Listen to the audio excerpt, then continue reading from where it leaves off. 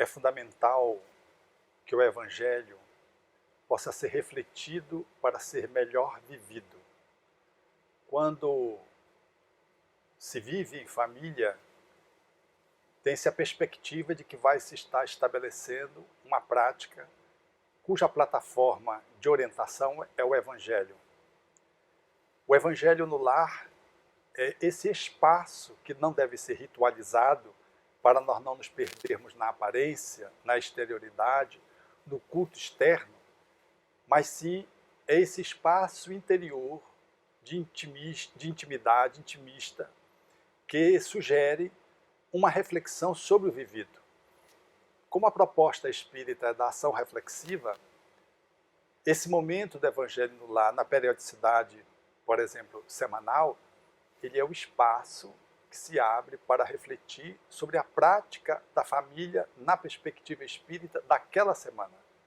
Então, é de fundamental importância de que a família faça uma cultura de reflexão para que a ação ela possa ser mais efetiva.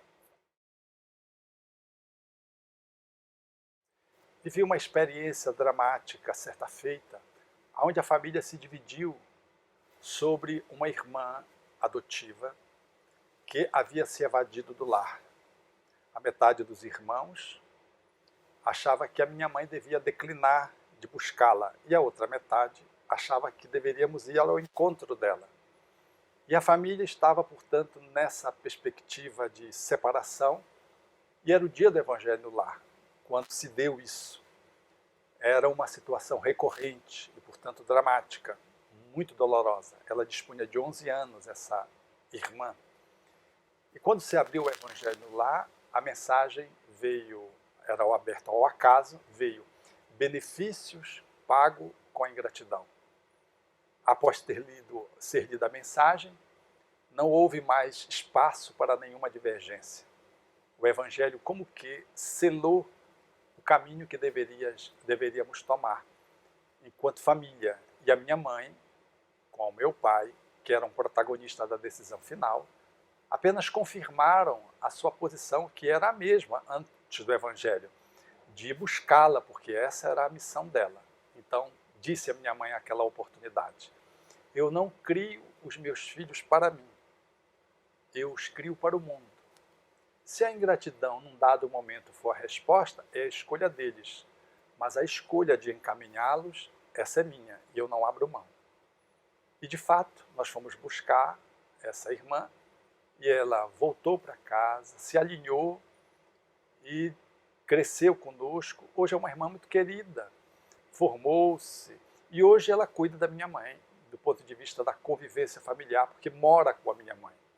Então, essa foi uma experiência muito marcante.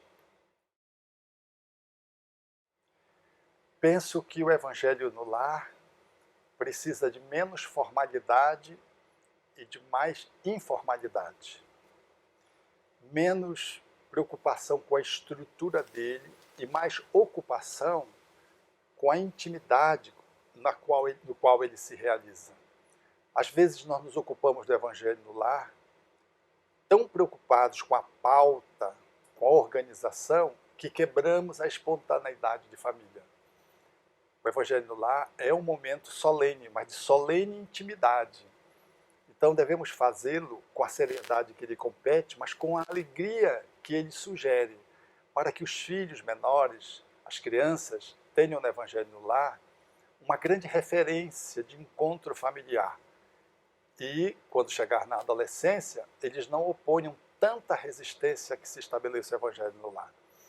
Então, como proposição, não abrir mão do Evangelho da alegria, da intimidade, do amor, da cumplicidade, no qual nós transformamos numa grande troca e não num espaço de sermão, de chamada de atenção, de perseguição, mas sim num espaço de acolhimento, de amorosidade e, sobretudo, de nutrição espiritual. Você não deixe de passar a oportunidade de ter a figura de Jesus presente na sua casa, pelo menos um dia por semana, na reflexão de 30, 40, 60 minutos. O Evangelho no Lar é uma das experiências que muda a sinalização da família, porque nós chamamos com esse protagonista, com esse hóspede, uma egrégora que se estabelece no lar, mudando a sua psicosfera e favorecendo que a família possa experienciar um momento de reflexão em torno das leis da vida, alicerçando que a moral, enquanto expressão divina, possa comparecer naturalmente na presença de Jesus.